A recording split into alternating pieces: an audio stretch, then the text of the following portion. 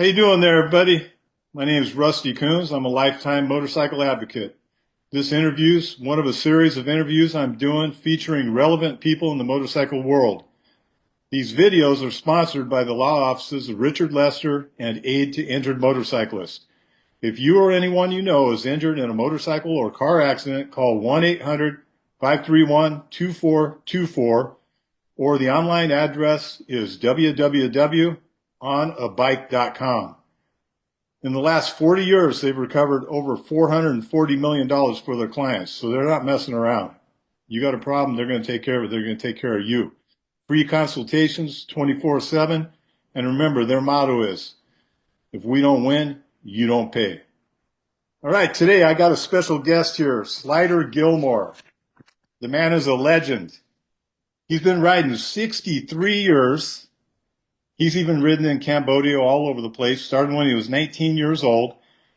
He's got awards, including the Sturgis Freedom Fighter for Legislative Work Hall of Fame, the AMA Hall of Fame, Sturgis Hall of Fame, MRF Hall of Fame, INCOM Lifetime Achievement Award, INCOM Silver Spoke Award, damn, MRT John Farmer Edgar Award. I mean, the man is a legend here, and I'm just really honored to have you. How you doing there, Slider? Oh boy, couldn't be better. Sure is an honor to be on your uh, podcast, Rusty. I think we're going to talk about some real fun stuff, interesting stuff, probably. The thing is you've got so much to talk about. I mean, we could go for 24 hours here, but unfortunately, we're going to have to encapsulate it in a half hour or so. You know what I mean? But Yes, we could. man, I'm really glad to have you on here. I know it took a minute for us to get together here with scheduling and all that kind of thing. So let's just dive into it, man. But I wanted to ask you, tell me your first experience on two wheels. Oh boy, that's a long time ago. I can tell you the time I wanted to be, and I'm a farm boy. Grew up on a farm back in the 50s, and that time while you come home, you worked and then you got out of school for summer, and all the kids in town were excited about that. But that was 3 months of work for us. And after one of those uh, complete summers, there was a $10 scooter that come up that the neighbor kid had. He'd sell it for $10, and uh, I wanted it so bad, but my dad wouldn't let me buy it. So maybe that's what spurred me to be in motorcycling with both feet. I don't know. Yeah, But that's where I started also with the mini bikes and all that, and you work your way up. Yeah. yeah, And then you said yep. that when you were 19, was that your first street bike? Yeah, pretty much. Yeah, my brother Chopper Charlie and I built or put the street bike together. We had some littler Harleys a little bit before that, but we still got that 46 flathead. Oh, right on. Is it the 45 or the bigger 80 or 74? Yeah, the bigger one. Yeah, Right on. You know, and it's funny, man. Those things, I remember, man, oh yeah, man, I'm stepping up. I got a flathead 80, shaved heads and everything. Man, that thing's going to be a hot ride. I take it out. I can barely yeah, hit over 60 miles an hour, or 70, I think, yep. If they flat went too much out. faster than that, they'd shake apart. Yeah. And that too. Yeah. Like those old Ironhead jackhammer Sportsters. Yeah, They'll yeah. rattle your teeth out, man. Still interesting bikes. Yeah, but that's a real vintage bike, and you're lucky you kept it, man. I wish I would have kept all the cool toys I had from back in the day. My brother Chopper Charlie owns it now, not me, but we bought it together back in the day. Right on. So Yeah. let's move up to how did you get involved in motorcycle rights? Because I mean, you've got such a history in working for the culture and for the good of it. Mhm. Can you tell me where it started? I don't remember when I started with motorcycle rights, but back in when it was Kenzie and those guys, the Easy Rider was starting A-Bates. Right around Uh, 70-ish? yeah, probably maybe even a little bit earlier, but been profiled several times then, and that was the main thing back when they started that. And A-Bates started in Iowa a little bit, and so I helped start. District 8, we were uh, kind of a bunch of us that rode together, pretty steady back then, and we were involved in starting District 8 of A-Bait of Iowa, and I'm still working with them now too. While we're working on getting anti-profiling some legislation in right now. So I've been to the Capitol a couple times last week, and uh, finally our fruits hopefully are paying off. So we're working on that. That's my real passion right now at the moment. How many states are doing the anti-profile thing right now and Uh, successful? yeah, we've got 5 or 6 in now. Maryland, Washington, some states like that. Louisiana just come in. If we get in, why we'll be number 6, I believe, if I remember right. Is that lightening up a little bit, the profiling from the way it used to be? Oh yeah, but it, Good. but it, Good. but see, when our Fourth Amendment gets stepped on, and like my brother Chopper fought in Vietnam, a lot of our people are military people, and if we don't, you know, they fought. Many of them gave their lives for this, and Sure. for us to let our guard down or quit is a slap in our military's face. Our guys that ride. I feel very, very strongly about that. We are not second class citizens, and we have a right to stand up for ourselves. And that Constitution, especially the First and Fourth Amendment, is made for us. We should not be signaled out. We should not be singled out and pushed to the side. But if we don't stand up for ourselves, and this is the entire motorcycle community, if we Yeah, don't stand up for ourselves, nobody else is going to do it for us. that's right. And you know what? We're patriots, man. We love the country. I think probably the motorcyclists of America are probably the top patriots and love our freedom the most of any organization that there is. Yeah. You know, I was in a town about 20 or more years ago that they just didn't like Harley Davidsons and stuff. So I'm about 11 o'clock at night. I get pulled over on the main boulevard, and I end up with 10 cop cars, 11 cops, and a helicopter. And we're all standing around while they're writing me an exhaust ticket, right? And I said, damn, man, let's see. We've got 11 patrolmen here. We've got 10 cars. We got a helicopter. And the cop had a good sense of humor. He goes, yeah, he said the other helicopter would be here too, but it's in the shop for maintenance. Yeah, that's our United States people's tax dollar at work. Yeah. And I got no problem with, you know, what they're doing. They're doing their job. It's just that, you know, I'm glad to hear that there's a lot of vets and people writing, and I'm glad to hear what you guys are doing to get it across. Hey, man, we're not out here to, you know, we're just riding, man. We're just Yeah, enjoying leave life. it alone. Yeah. Okay, so anyhow, what's the most important thing that you are the uh, right to repair bill? Is that on the top of the list right now, or one of them? That's one of them. We have MRF. I'm a strong believer in Motorcycle Riders Foundation and their legislative work. I know MRF, NCOM, a lot of others are starting to work together now so that we can get a lot of this stuff pushed across our legislative desk and into law. So I see it together, coming together of a lot of the rights organizations. I Good. think that's very important that we all work together and uh, working on the same issues. And we're working on 5 issues. One of the ones that's maybe not our top, one of that bothers me the most is the black boxes in our motorcycles where they can see how many times we go over 100, any time we went over the speed limit. I believe that information should be ours, not the government's. Yeah. Now, do And I they don't have that even think ability right now to actually tap into that, or are they trying Oh, to do it? absolutely. I believe Harley Davidson has 3 different black boxes in theirs. What I've heard. Don't take that to the bank, but Sure. there's a company out that follows this, and they're starting to sell this information to the insurance companies. Yeah, I And you figured. know what? If we don't stand up for it and against those type of things, nobody's going to do it for us. Uh, Yeah. I think everybody should be a members of the motorcycle rights group, club people, people that are just mini bike people. Everybody should be a member of these rights organizations. And some of them have pretty good track records. We need to all work together to save our lifestyle.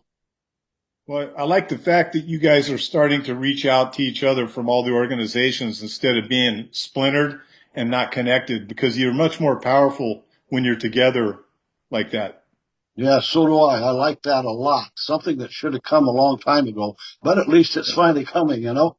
Yeah. And also reaching across to the sport bike riders and others, Yeah, that and that's a huge segment of the riding population right there. yeah. Encom's been working on that a long time, but to get the younger people interested in anything is harder than I believe that it used to. But we need to spend a lot of our energy uh, getting the younger people involved. I agree with you Yeah. completely. So what would you recommend off the top of your head? Where would they reach out online if they wanted to support motorcycle rights and get with your organization or all of them tied together? Do you have a website or anything you can think of? Oh well, the ABATE websites and everything, the MRF uh, website, Encom's website, the AMA's website.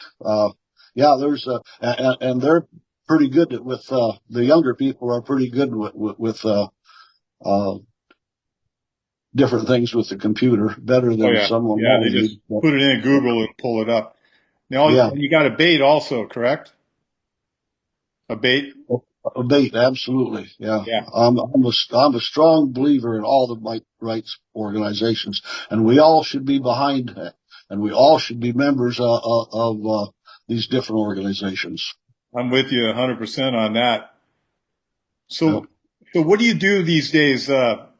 Mostly, are you giving classes or training people in motorcycle Yeah, rights? Or I've been lucky. I've got to speak in 41 states so far. I'd sure like to get the other nine before I die, because I'm 82 now and time rolls by pretty fast. But I bet. the class that seems to be, unfortunately, the most one that's asked for is accident scene management, and I started that a long time ago. It's been copied and spread out, and information is in a lot of places now. But um, we live a dangerous lifestyle, don't we, Rusty? Yeah.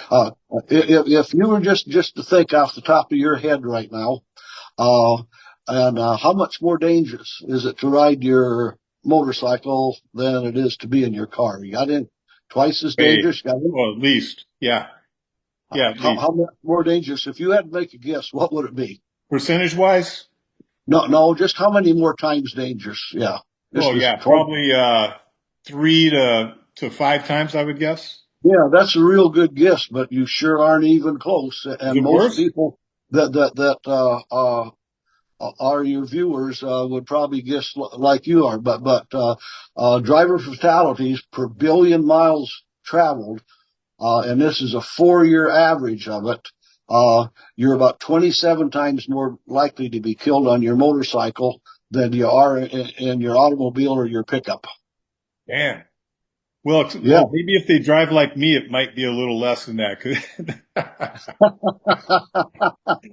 but I know what you're saying, man. I Yeah. didn't know it was that high, but I believe it. Yeah. It's like every time I And go for a ride, somewhere during that ride, there's going to be somebody that's going to not see me and cut me off. And sometimes it's on purpose. And it's just, and the one thing that's really bad is the debris on the road. I live in a LA area, so there's like anything you can imagine is on that road. And Yes, I can imagine. yeah, In Iowa right now, as we're talking, it's 49 degrees, and it never gets 49 degrees in Iowa in January. We're setting some records. So just as soon as we're done with this interview, I'm going to be out the door and on my bike going. But my main concern now is the sand on the road. Sand is Oh worse man, that's like ice. Yeah. Yep. than gravel. So we all have our concerns. But back to what you was asking about the different classes. The accident scene management one is probably the most needed one, and I do a lot of different classes, Right. not just that one. But you stop and think about how vulnerable we are and who's at the scene first in a lot of the crashes. Well, it's us. So knowing what to do until the ambulance gets there is Right. a very, very important thing. Yeah. And No it doubt. makes a difference And you're between teaching life. that and you're teaching that to the writers in the classes? Yes, absolutely. Right They on. need to know what to do, how to assess the situation, uh, how to understand, how would you tell if a person's getting better or worse? Yeah. You You know what? know?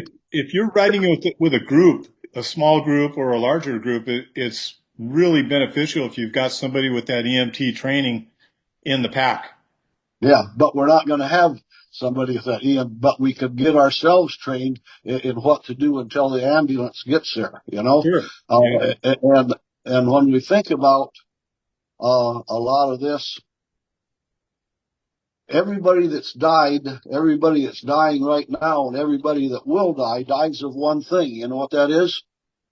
Shock. Shock? Shock. Yep. And how do you tell if a person's getting better or worse? And lay people can do that.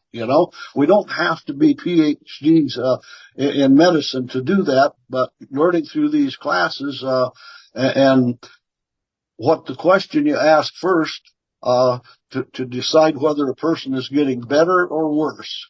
Understand? Right? So better or worse. And all the ambulances use this, even in other different countries and stuff, they use this, but it's called alert and orientated times 4. And you ask these 4 questions, and then in another 5 minutes, you ask the 4 questions again, and another, yes. So that's going to tell you whether your person is getting better or worse. And the questions that you ask is, who are you? Where are you? What time of day is it? And can you tell me what happened? And you ask again in 5 minutes, and they can answer all 5 of them. Well, the person's probably staying fairly stable, but you ask in another 5 minutes, and what if they can't tell you what happened? They can tell you who they are, where they are, and what time of day it is, but they can't tell you what happens. And if they can't remember what happens, that's indicating of what? A Going into shock. it's a concussion probably, but they're going in the wrong direction, aren't they? And you ask Yeah. another 5 minutes, and they can only answer 2 of them. You see what super valuable information that you have for the ambulance people. Yeah. And Definitely. and they know, and you call, they say you call 911, but you call back again and tell them what's happened, and it's your patient's going downhill. They're going to be prepared when they pull up to the crash site. But what if they become unconscious? Then how do you assess the person then? Any idea? Pulse and respiration. So say you get a pulse, radial pulse, a pulse at the wrist, and it's 72 beats per minute, the heart. And then you watch them breathe for a minute, and they have 16 respiration breaths in a minute, and then they're still unconscious. So in 5 minutes, you check that again, and the pulse is up to 86, and respirations are up to 24. What does that tell you? And you need to have all this stuff written down for the ambulance. So when the ambulance arrives, why they have this information. So the heart's beating faster to get oxygenated blood pushed around, right? And you're breathing farther to oxygenate those red blood cells. So see, you know what that is. But the thing that I really, and if you're people get one thing out of this, is carry a pulse oximeter with you. And you've probably seen it, Rusty, but it's the thing that you fasten on the end of your Yep. finger, you Yep. know, Okay. and that will give your saturation rate of oxygen. Right. So, Yeah. yeah, and it also will give you your beats heart per minute. So if you pull up, then you have this, and your oxygen saturation level is 98%. You know that it tells you, and then you take it again in another 5 minutes, and it's 96. Which way is it going? You know, and then your heartbeat would probably go up then. So, but you don't even have to really understand it, but get that written down so you get the ambulance people, your paramedics will know Yeah. exactly how to analyze that. But you see what you've got a baseline for the people with the two things we talked about. One, a conscious patient, and two, an unconscious patient. For the ambulance people, that might make a difference. If you have that person going, you know, they only could answer one thing, they're probably going to load and go. You maybe saved 5, 10, 20 minutes of the golden hour. Because if you can get a traumatized patient, severely traumatized patient, to the hospital a half an hour early, could that save somebody? Yeah. Sure, it Definitely. could. How about 5 minutes earlier? Or how about 2 minutes in some cases? Yeah. So time is, but if you can have that baseline for people, this class that I do is 2.5 hours long. So Wow. and it's a fun class to do, and it's a fun class and an important class to sit through also. Now, Uh, do you have an online version of that class that you teach, or is it all in person? no, it's all in person. Have Mhm. you thought about that? Or would that make sense to do an online I've class? thought about some of it, but I've had people copy my stuff and sell it, so I Oh, have a gotcha. Yeah. sour taste for some of that. But it's out.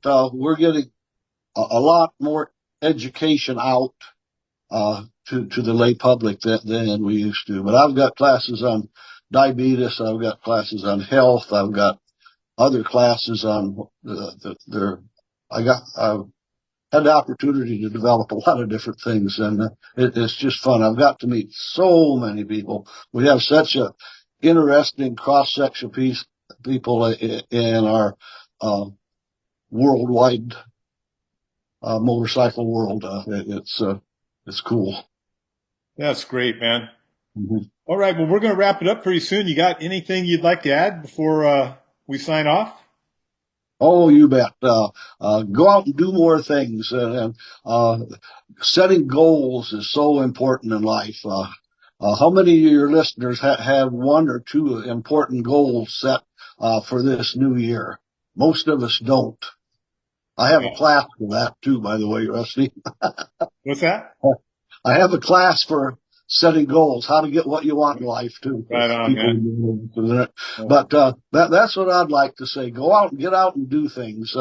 If you take good care of yourself, I'm 82. I rode cross country last year. I put on a lot of miles last summer.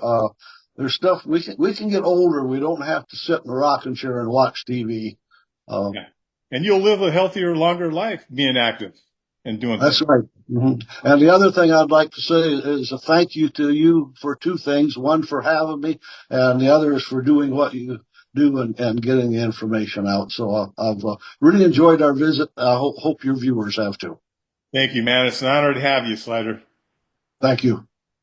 All right, man. Let me see here. And we will be signing off. Talk to you later.